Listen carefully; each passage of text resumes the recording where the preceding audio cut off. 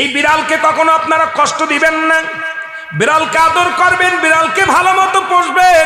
বিড়াল যদি কোনো জাতির জন্য দোয়া করে, কোনো গৃহস্থর জন্য দোয়া করে, ওই সংসারের মধ্যে উন্নতি শুরু হয়ে যায়।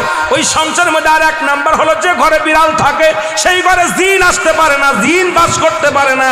আর একটা ঘোষণা শোনালেন, নবীজি বলে গেছেন, যে ঘরের মধ্যে বিড়াল ছানা বাস করে ওই ঘরের মধ্যে জিন জাতি প্রবেশ করতে পারে না। তাহলে ছোট ছোট মাসুম বাচ্চাগুলো যে ঘরের মধ্যে থাকে, মুসলমান অনেক সময় জিনের আশ্রয় পড়ে যায়, অনেক সময় জিনে আসর করে, ওই ঘরের মধ্যে জিনে আসর করে।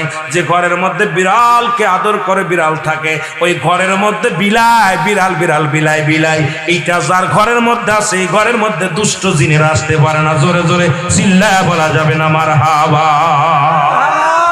একবার নবী সুলাইমান আলাইহিস সালাম শুনতে পাইলেন পাশের বাড়িতে একটা কুকুরকে কষ্ট দিয়ে বিষ